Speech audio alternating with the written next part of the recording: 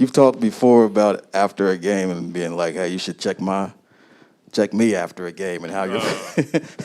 Yeah, I mean, it was a number of things. One, they just don't give up, and Ty, he's one of the best I've seen at, making adjustments, and most people call it junking up the game, but it's not junk in reference to how he operates, whether it's switching or putting bigger guys on smaller guys and vice versa. And I thought after the 50-point quarter we had, they were going to do some things differently to try to slow us down, and they did. And we didn't execute in certain situations, and they started hitting shots, and then they were making a concerted effort to make or miss, get the ball down the floor and just get to the rim, and that put us in a bind.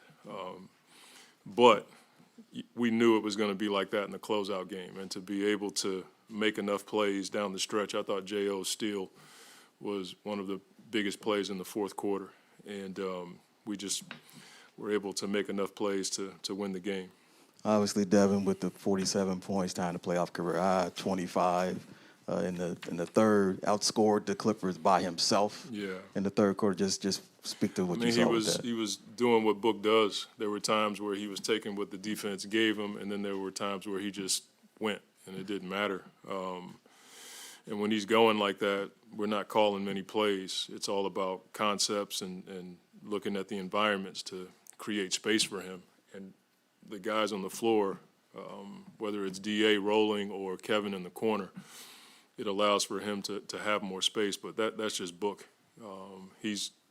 He would tell you, like, he's trained and waited for moments like that, and I'm just glad to have him on my side. Last thing I had, have you ever been in a game where they have that kind of high where you have a 50-point quarter and then you look up and it's like we're in a 2-point game here? Yeah, I have, and unfortunately I've been on both sides of it. I mean, if you've been in the league for any amount of time, those things happen, and so you just want to be on this side of it and learn from it. That's all you can do.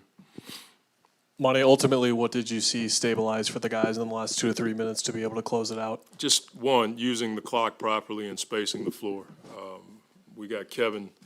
We tried to get him in the post, and then they were fronting him and clogging the paint, so we just decided to put him at the nail and give him a chance to operate, and he got fouled. And they were trapping and fake trapping, and that was forcing us to waste clock, and then we were getting into late shot situations in the clock. But it wasn't great by any stretch, but we did enough to get the win. And it was the defense. I think they threw it away a couple times, just tough passes, and then J.O. had a big-time steal.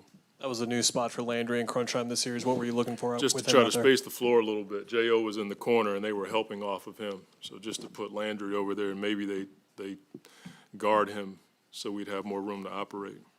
Coach, Kevin took a tumble and kind of landed on someone's foot there with his low back over here. Yeah. Is he okay? I think he's okay. I mean, you've seen a number of guys take that fall here lately, but I don't think it was as bad as the ones I've seen in the past week or so.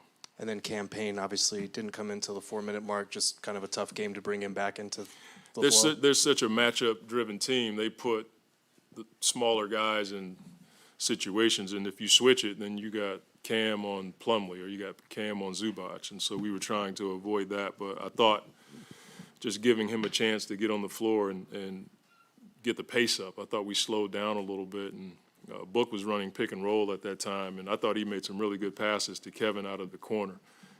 We were in a bit of 0.5 in that situation, so I told him he's got to stay ready because we can use his speed.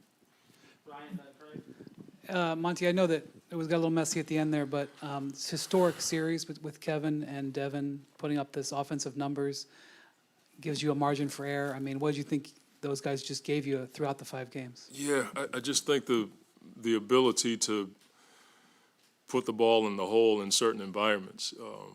Once you get to game 3, 4, 5 in any series, your play calls are not going to be as effective. And so when you can throw the ball to 2 guys and sometimes 3 guys that can just go get a bucket, like that's playoff basketball. I think what we have to do and continue to get better at is spacing around those guys. And when they trap Book or trap Kevin, having a designated flash guy to make plays. I thought J.O. did a decent job of that. But those two guys, they score in bunches, and they score on every level. And I still think we can do a better job of finding Kevin, especially in transition. There were a few times I thought we could have found him for transition three. So we probably left some on the table with him. Monty, when Book has a quarter like he had in the third, is there thoughts to not rest him to start the fourth? Where you think this guy's on fire? Isn't this like how it is? It's like I play him too much, now I'm not playing him enough. No, that's just an honest question about when a guy's on fire like that. I know it's honest, but I'm being honest too. I just think we have to be smart in those moments, and we had the lead. So if you have a guy going like that and you have the lead, you think you can buy some time to rest him because he just played the whole quarter. Monty, what did you think of the free throw discrepancy? It's not something that these are like those bait questions. You know what I'm saying? It's like we've had the high free throw number before, and now they have it. I thought they were really aggressive to attack the paint. That's what they did the last few games when Kawhi went down. And so when you attack the paint like that, you're going to get more free throws. I don't think it was – you can always talk about calls, like the ones that didn't go your way. I wouldn't say that was the case in this game. I just thought they attacked the basket efficiently.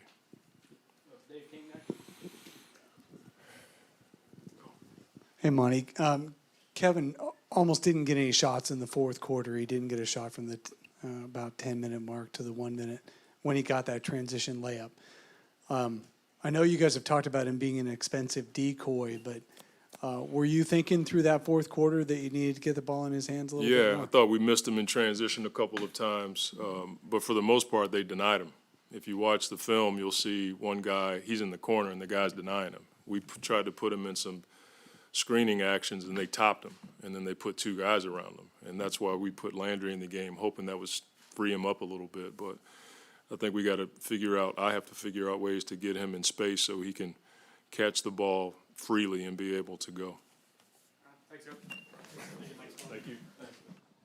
Sorry, that first half, you see your team go up 9, basically go up 10, and you saw, even though with that turnaround, the effort was still there, the execution to get that lead down and have a chance to steal the game still was there. Like, what do you feel like the team did so well to give yourself a chance to win this game? First off, I just want to, thank our fans. They've been unbelievable this year, sticking behind us, the inconsistencies of, lineups and different things. And they stuck behind us 100%. And so I just want to say thank the fans. They were great, all year long. My whole tenure here, the last 3 years, have been great. I want to thank my coaching staff, second of all, who put in work every single day and helped me and in every way and shape and form I need. They're always there for me, and I couldn't do this by myself. And so I want to thank my coaching staff, and then I want to just thank the players, for everyday grind for 9 months and to get to this point. And no matter who's in the lineup, who plays, those guys play hard for me every night. And so I can't ask for much more than that, being a head coach, just having guys that are going to compete and fight for me every single night. That's all you can ask for. And then I want to thank the organization, Mr. Balmer and Lawrence and Winger, Mark Hughes, Trent, just thank those guys for the opportunity, and just, putting me in this position and all the support they've given me the last 3 years.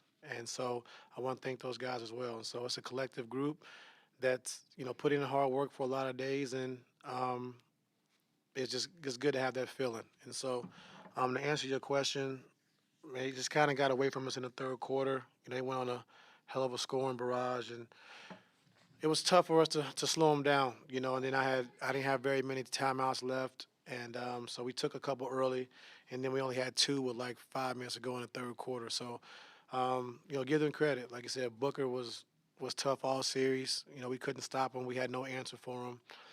We tried to blitz. We couldn't get him blitz. We tried to fire. We couldn't get our fires.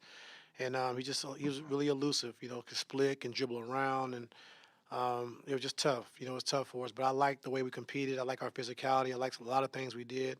And like you said, in that fourth quarter, just fighting back and with a rush layup, having a chance to tie it up, and we missed a layup. But I never fault our guys' effort in the locker room. And like I said, we just ran up against a really good opponent. Mine did a great job, and that's it. Just to follow up and just pardon the thought, but this was a tiring season. I know for you, not just with the team, but otherwise, it's been a trying 3 years and everything. Like, how do you kind of get yourself to a point where you can kind of reflect and give yourself time to, get through what you need to continue on after this season? For me, I think, the encouraging thing is, like, with our team, with PG and Kawhi healthy, we haven't lost a series yet, and so, it's always in the back of your mind, like, what if? And, it's easy to say what if because a lot of guys get hurt, but it's just been, our luck the last 3 years. And so, if you look back to, my first year taking over, we did some really good things, and Kawhi tears his ACL, then he misses the whole next season. But we haven't lost a series with our whole team, and so that's encouraging. And so just I think just taking some time and let our coaches get a break, let everybody get a break, and just reflect on the season, and then come back and just try to be better than we were this year. Coach, when you think about your time overall, you were just talking about this really since you took this position as head coach of the Clippers. Would you say that overall you've been dealt an unfair hand, or do you enjoy the challenges that come with the injuries and all the ups and downs? I would never say an unfair hand. I would say I've been dealt some bad luck, just some, with our two-star players, but, as easy as it is for me to say, oh, we missed those. But I mean, it's harder for those guys. You think PG and Kawhi want to be hurt, in the playoffs, So I feel bad for those guys because they want to be out there helping their team and to compete. And just unfortunately, the last 3 years we haven't had that. And so, I feel bad for those guys for putting all the hard work in. Kawhi, all the dedication he put in from the ACL, coming back, playing his best basketball since January 1st, and then for this to happen, And so I feel bad for those guys, and so, it is what it is. And like I said, back to the drawing board and come back next year and, hopefully we can have a healthy team. Ty, beyond the injuries, what sticks with you about the way this season didn't live up to your guys' high expectations? What else could be? I mean, yeah, our two best players got hurt. I mean, what you take Steph and Clay off of Golden State, take Booker and KD off this team. Greek Freak was out 2 games. He's the best, So just, take your 2 best players off any team in the league and see if they can win in the playoffs against a team that's picked to win it. So no letdowns. Like I said, I'm proud of every guy in that locker room. Scrap and compete every night, and that's all you can ask for, when you're shorthanded. And so, you take the 2 best players off anybody's team, they're not going to win. I don't care, how you look at it. They're not going to do it, and so, but that doesn't mean you can't compete and fight and play hard and play the right way every single night. And like I said, I really thank our guys for doing that every single night, even in tough situations, we had to go through. And, bringing Russ here, really, really saved our season as far as making the playoffs and having this run that we had in the playoffs. He really saved us. And so, hats off to Russ, for bringing it every single night. Sir, I know it's hard to focus on one player on a night like this, but can you talk about the performance of Nicolas Batum, because he struggled all series long, and in the fourth quarter he really, he won. Yeah, I mean, Nico was great tonight. I think, with his ball pressure on CP, rebounding the basketball, but to make some open shots to kind of, we had a chance to take the lead by 1 on one of his threes if he'd have made it. Down 2, he had a 3, we missed it. But, I mean, I thought it was great all night. And I thought everybody that played tonight really contributed, in the best way they could. And like I said, we just got, a couple breaks that, missed 3, missed layup by Russ that didn't go our way. And, we lost the game. Hey, Ty, follow up on Russ real quick. I asked Paul earlier this today, but do you guys feel validated at all with how well he played and how important he was to this team, that's sort of like asking for him, like you guys did? Yes, ma'am.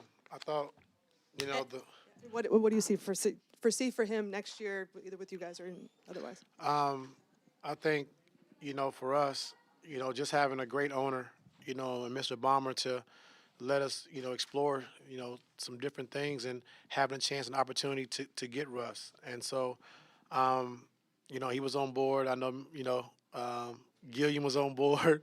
You know, Lawrence and those guys were on board. And so that made it easy. And so, you know, usually when I, you know, ask for something or something, they usually try to make sure they get it done. And it was huge for us. And so I hope everybody can see, you know, just different situations, you know, different teams, different situations where guys play differently in different spots. And so, you know, hopefully guys can see that Russ still has a lot left in the tank. And hope he's back with us next year. But then again, I hope this has opened the eyes to a lot of other teams to, you know, give him opportunity if he can really go out there and get paid, you know. So, but I would want him back for sure. Ty, you answered a variation of this earlier, but So why are you asking again? I'm asking a different way. A different way? Yeah. But you want the same answer? No, I don't want the same answer. Okay. All right. I'm hoping for a different I'll try. answer. For you personally, though, it has been a long year, personal off-the-court stuff as well. Not questioning necessarily the commitment, but how hard is it to go through this grind and I guess how committed are you to going through, that's not the best way to word it, but committed to going through this again next year, hoping that we have better results with injury luck and everything? Well, for me, just I think the grind, you know, starts, I think, you know, with my family, like you said, and having, you know, the deaths of my family that I had all season long, that kind of, you know, was tough situations. You know, you can, you know, for me, like the game's giving me everything. And so I never want to cheat the game. And, you know, sometimes you can make wrong choices as far as not going home to some funerals, you know, with your family members and staying here. But knowing you lost 5 games in a row and, you know, you don't want to leave your team out, you know, it's just it's a lot that goes into it, you know. And for me, you know, it was some tough decisions. If we'd have won 6 in a row, of course I'd have went home. But just for me, I just thought I didn't want to let the team down. And like I said, sometimes it could be too much. You know, maybe I should have went home. You know, I don't know. But this game has given me everything. It's given my family everything. And I never really want to cheat the game.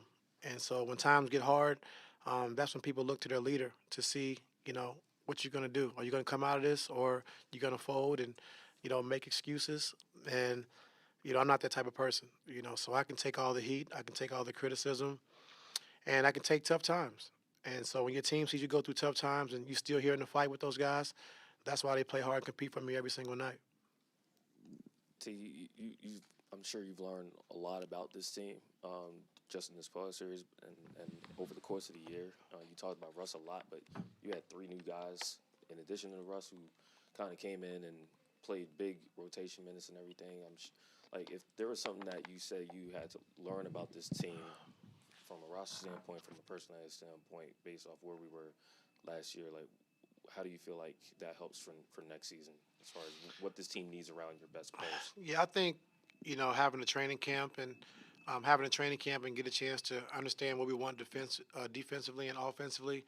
You know, 21 games left in the season. You know, it's tough. You know, it's tough to try different things, you know, for those guys to be up to speed, what we do. But, you know, Eric Gordon was great for us, you know, since he's been here, you know, toughing it out, playing through, you know, a hip injury. He could have gave up, you know, he could have quit, you know, but that's not in his DNA. And so those are the guys that we want here to be LA Clippers, is guys that want to fight hard, want to compete, no matter what the circumstances are. You know, being down 3-1, and everybody knew he was hurt, but he still wanted to play and give it a go. Mace has been phenomenal for us all year. Bones, I think once he gets a training camp underneath his wing and understand how we want to play, put in some different plays for him, he'll be a lot better. And so, you know, it's tough. I mean, as tough as it is for coaches, it's tough for a player to be traded with 21 games left and having to fit in, having to learn everyone, and it's even tougher for those guys. Last one, Andrew. Ty, I had 2 quick ones. One was just, you talked about decisions you could have made or not made. Other things you go back on, decisions you thought, I wish I could have done that differently, coaching-wise this year? No. And then just Do you think I should have done something different? No, I'm just Oh, curious okay. Well, about- you I- paused like, okay. Yeah. open-ended. Yeah, I mean, probably a lot of things, but I mean, I don't know right now. I mean, you know, anytime you lose a game, you think about what I could have done differently, what I could have done better. Like, it starts with me first, so that's how I look at everything. It starts with me first, and then you kind of go down the line. But I mean, probably a lot of things, but I don't know right offhand. And then just to hit it directly, I mean, there's been speculation that because it's been a frustrating year, that you might walk away. Just to hit it directly, do you expect to? You talked about next year a lot tonight. Do you expect to be this coach next year? Yes, sir. This was a tough season for you. Both the ups and the downs. You achieved a lot. You had to go through a lot. Where are you right now? Just in the freshness of the season being where it is. Frustrated, work really hard, to secure our spot in the playoffs with everything that we face as a team throughout the course of the season. Trying to find rhythm, trying to find the chemistry, trying to find some flow within the team with the injuries and everything. So just frustrated, definitely just with the results. Just felt like we let that kind of slip out our hands, and then the scrap and the fight and the dig and dog that we had to make it a game late definitely stings with the outcome. I know you've been with Kawhi before in another team's locker room. Being with him for a full season, him going through what he went through, his ups and downs, like how do you kind of plan on like keeping him encouraged as we enter this off season? He wasn't able to finish this season. Yeah, I don't got to keep Kawhi encouraged. He's a diligent guy with his body and working on his game.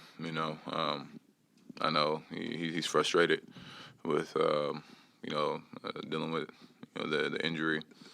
It's just tough, man. It's just tough. Carrying us in those first two games.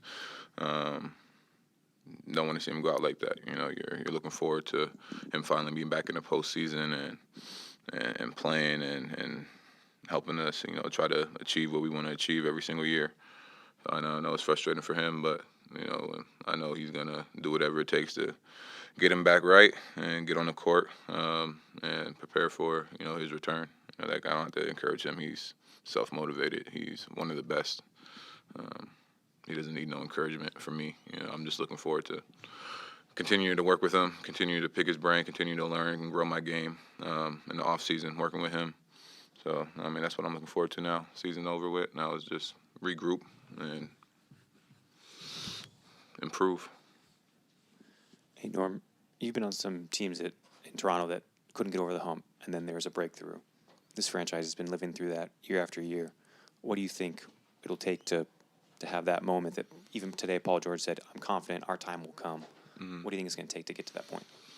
Everybody being healthy, man, honestly. That's the biggest thing. I want to be fully healthy so you can see what you need. It's kind of tough when, unfortunate injuries happen and you got to next man up and guys doing everything they can to fill that void of, your superstars when they go down.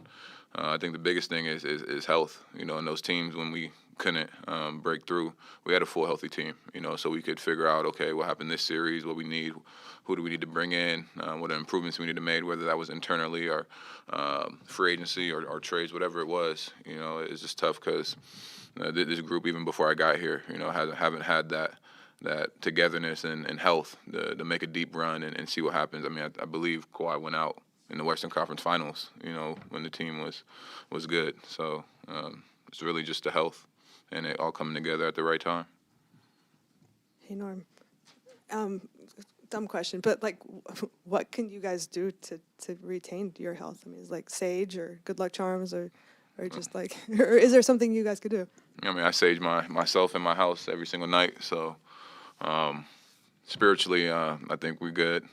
But just continue to be diligent in your approach and in your everyday preparation. It's tough, man.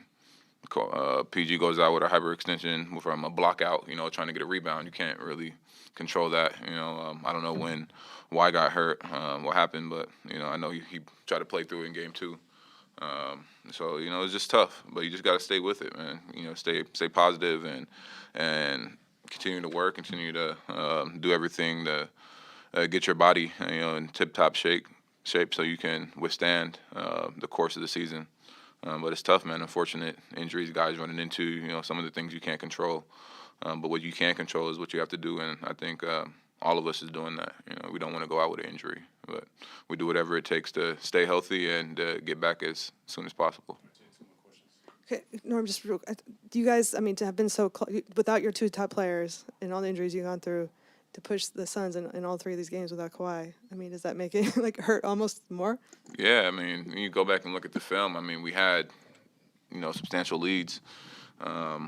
Just tough, you're trying to sustain that energy. They got, Hall of Fame, future Hall of Fame players, top players in the league, superstars.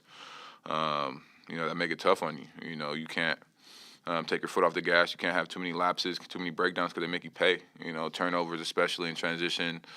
D-Book, KD getting out, 3-level scores, playing in the open floor is really tough. So I think, the turnovers and so not even just turnovers, some bad possessions offensively kind of fueled their offense in all 3 games. So, we kind of shot ourselves in the foot a little bit, but we're out there leaving it on the floor, and that's all you can ask for. Honestly, we left it out there, and we live with the results every single time and just try to get better. Norm, what did you want to work on most coming into the season? And I know you and AJ are going to be right back in the gym soon. What do you want to work on most heading into next season? Wait, you were asking me what I worked on this season coming in? What did you want to key in on coming into this past season, and what are you going to focus on next season? For me, I wanted to solidify myself as one of the main guys. Somebody that you can rely on every single night. That's my main goal. I have high expectations for myself. Which is why I work so hard on my game and trying to improve. I don't take my lifestyle model, understand the grind lightly. It's who I am.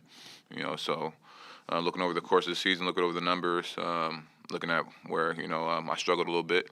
And that's where we start, where I struggled and where I need to get better offensively, defensively, a lot of film, especially off the ball defensively.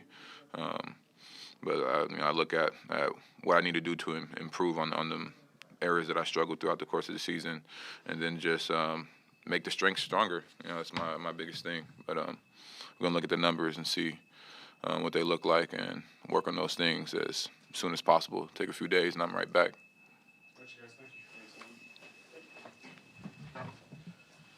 Explode in that third quarter. Yeah, it was spiritual. I don't scream too much in the games no more as I got older, but when we hit that 3 on the top of the key, I felt the energy, and I know everybody in our crowd felt it. So we feed off his aggression. Not just us on the team, but Suns fans watching TV, Suns fans in the arena. His impact and his presence just means a lot to us. So that was incredible to see and to be a part of. Devin, just hearing that coming from a guy that's what he does and has been doing, what's it mean to you to have that kind of night and get that kind of praise from Kevin? Hard to put the words. Somebody that I followed, for a very long time before we developed a personal relationship. So, to even be sitting up here with him right now is kind of surreal. But, just competing at the highest level, iron sharpens iron, and, even getting that, the work that you guys don't see, in the practice facility together, all-star break. I remember working in there together, playing 2-on-2. I don't take none of it for granted. Curious, when did you know in that third quarter that you had it going? You literally outscored the Clippers by yourself, 25-24 in the third quarter. Just feeling it out.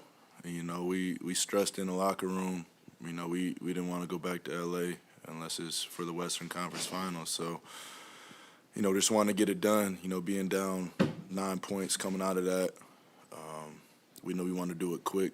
We didn't want to wait until the fourth quarter and try to fight an uphill battle. So, I'm glad we could get some cushion because we needed it. Kevin, the only follow I had was how's the bum? You took a hard fall, and how was that feeling? I feel good. Was able to finish the game, and we got a couple days off, so I'll be fine. Okay. Book, with the level you're reaching right now, Book, are you approaching the postseason any differently after the way last year ended? Just this evolution from you continues. It's just two totally different situations. This man right here causes a lot of gravity. Opens up a lot of shots, not only for me, but I think Bismack got a few dunks right at the rim with no low man help, and I hate to have him in the corner sometimes, but they will not leave him, and it opens up the rest of the court for everybody else. And I think our team is just figuring that out, that just him standing out there makes everything easier for everybody. To your point, how do you feel like you would assess the balance through 5 games of using that to your guys' advantage? I mean, good. We got it over in 5. I think the first game was a fill-out game, but T. Lue didn't take off the junk defenses on him. They're trying to take him out, double team every time he touches it, deny it when he doesn't have it. So, like I said, it just opens everything up for everybody. Kevin, you were getting double teamed and swarmed a lot in that fourth quarter, didn't get a ton of shots. What were you seeing from the Clippers defense and from your guys' kind of offensive flow for that stretch? I think we had a bad stretch of possessions. I think we shot like 3 or 4 tough shots, 4 or 5 tough shots, and they converted on the other end going down. I think that was the game. I think they hit like 4 straight threes and got to the free throw line. So I think we just had a bad minute spurt, and which turned the game for us. They played the same exact way they was playing the whole series, denying me out, not leaving my body when I'm spacing out. So like he said, I think we opened up a lot of stuff there in the second half. But in the fourth quarter, we got stops when we needed to, and we was able to finish it off. Book, you guys over the last few years have closed every playoff series on the road. I think it's the first time since 2007 the Suns have closed a playoff series at home. What was that experience like compared to what you've had over the last few years? Yeah, it felt good. We were just both talking about an experience where, we dropped a game 5 to the Clippers, and, that's a frustrating flight, when you think you have it in the bag, and, now you're going to their home, and, they're only a game away from making it 7. We just didn't want that type of pressure. We'd rather just get it done, get our rest, and move on to Denver. So, it's going to be our first time starting on the road, in my career. But I'm looking forward to it. Hey, when it comes to the sense of urgency you played with in the third quarter, was there a lot of conversation about that at halftime when you went in trailing to the Clippers? Yeah, there was. Amongst the team, even before the coaches got in the locker room with the schemes and scout, we just everybody was being vocal, letting each other know that it's time to go now. Don't wait halfway through the third quarter. Don't wait till the start of the fourth to try to turn it on. What can you say about Josh in that X factor role coming off the bench, or even that steal at the end that he had? Yeah, he has the intangibles, especially on the defense end. He does things that you can't teach. He studies players, he knows their tendencies, and that's important. If you're going to be a high level defender in this league, you have to know who you're playing against, and he did a good job of that. Devin, what was just the range of emotions like in that second half? It looked like a party by the end of the third, and then suddenly it's a 2-point game. I mean, just what was going through your head, and how did you guys get back kind of on the right track?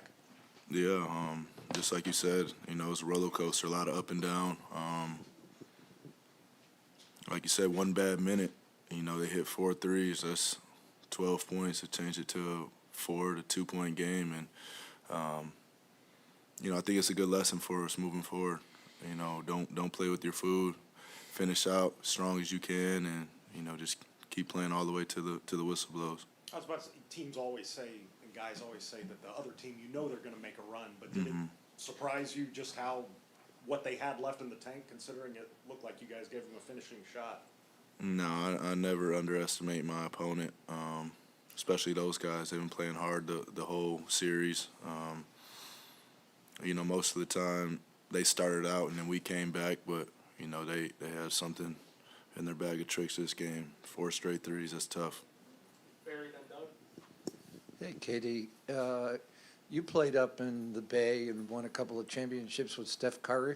How does that compare to playing with this guy sitting next to you, and how far you think this team's going to go?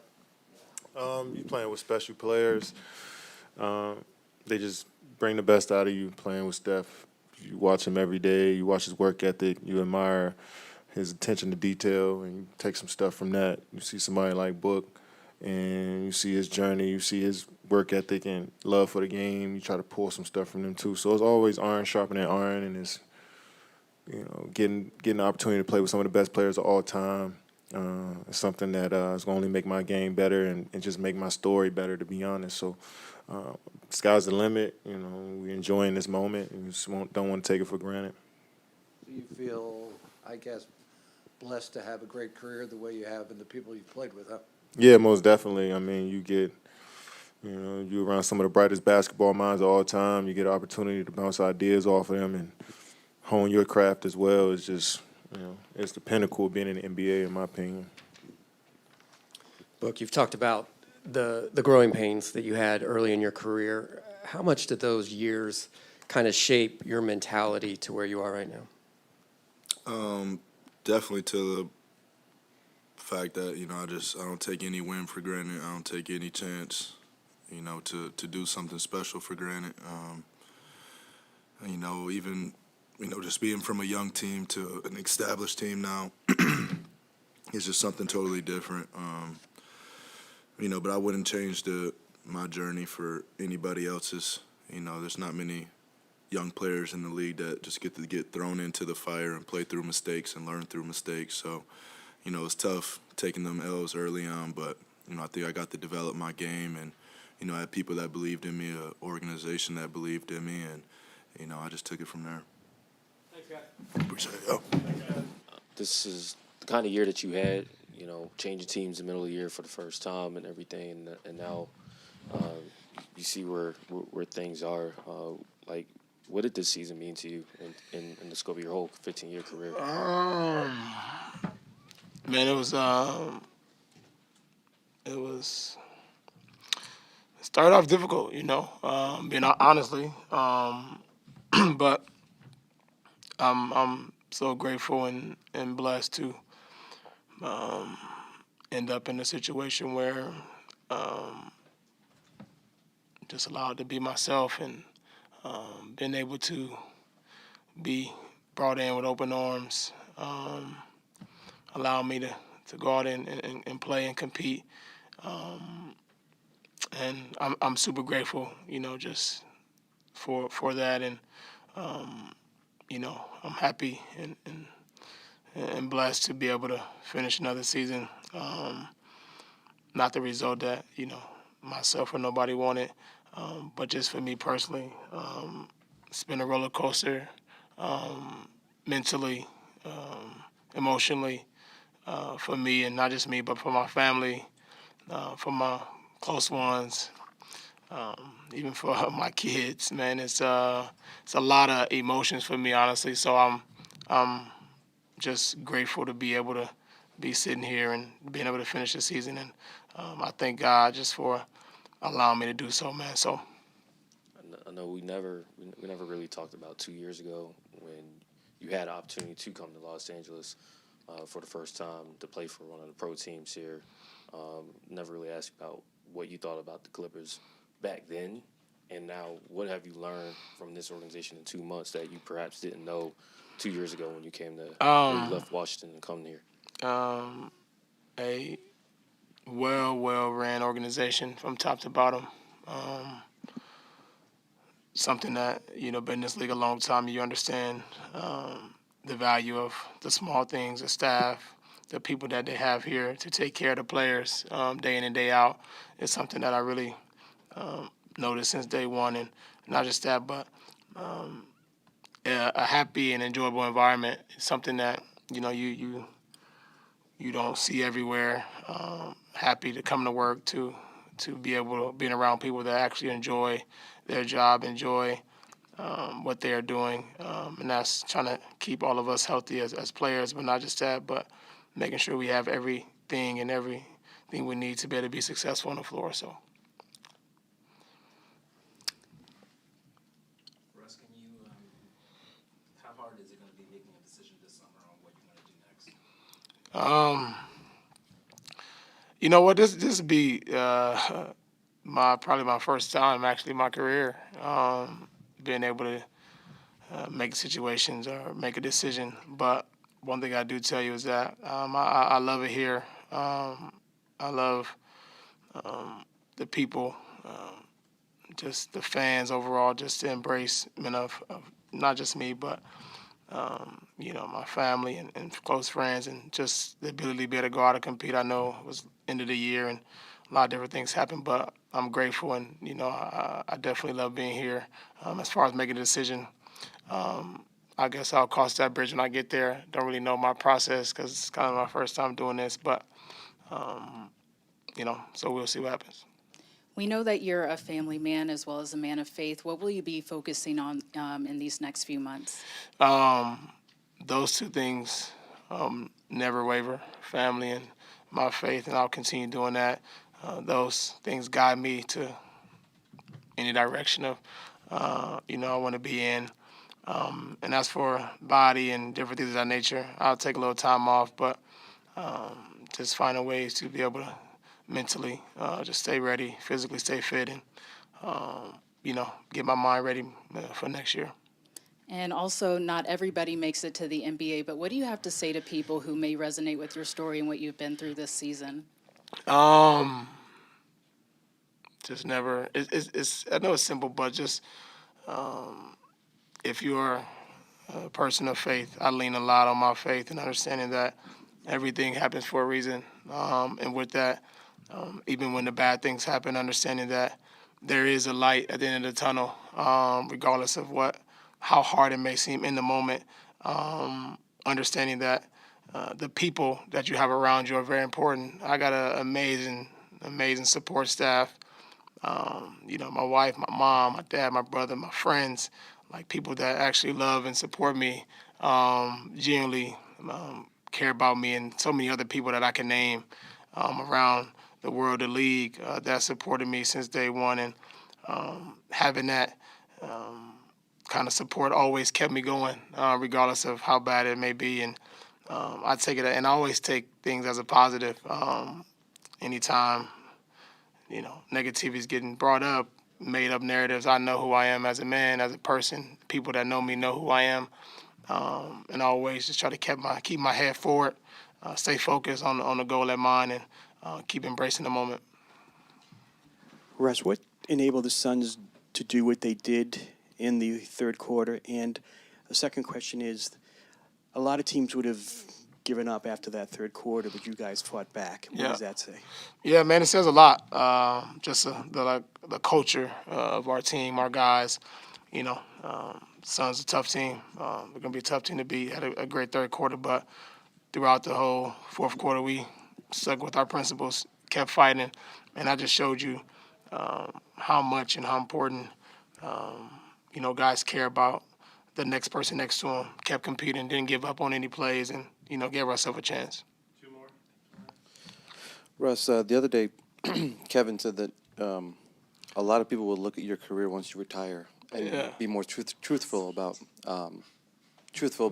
you and your game. Yeah. What do you think you've proven? I know you don't like talking about this, but what do you think you've proven this year? And what do you think maybe Kevin was talking about? I just think that, I am a player that, I'm a player that make a mistake like anybody else. I miss shots like anybody else. I turn the ball over like anybody else. But I also do a lot of things that a lot of people can't do. That I've done a lot of things that people have not done in this league. So with that, it's a, healthy balance. I don't know, what scale people put me on, but one thing I won't allow is other people to put their own expectations on me. And what I mean by that is that people around the world, media, sports writers, people, fans, they have an expectation of what they think I'm supposed to be doing. But I don't live by that. I live by understanding what my value is, what God has gifted me a gift to be able to play basketball and use this platform for other things. And I'll continue playing the best way I know how to, compete and leaving on the floor. And And when I'm done playing, if people say, cool, we appreciate you. And if they say they don't appreciate me, it don't matter to me either way. I'm grateful for an opportunity to be able to play in this league. And I never take any day for granted, man.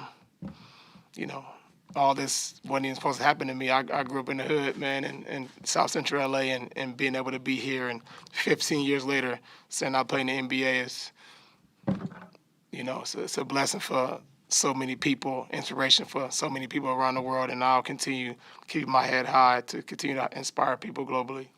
And there was a lot of uncertainty from both sides when you joined about what your role might be, how it would kind of work out. When did that kind of weight off your shoulder, the peace of mind aspect kind of kick in? You were like, all right, I can be me. I don't have to worry about what this happening here, there, all that. When did that kind of weight lift off your shoulders? And what did that do for you? Once I got traded, immediately, to be honest, from that moment, mentally, I was in a better place. Russ, the first thing I asked you when you showed up was about your personal fan base and about how supportive they've been and about what they meant to you. I know they're really stoked with how your time with the Clippers has gone. What's your message to them now that this season is done? Man, just thank you, man. I can't say enough how appreciative I am of people that support me through ups and downs, and understanding that I'm human like anybody else, and as human beings, we all make mistakes, and we all try our hardest to be the best that we can be.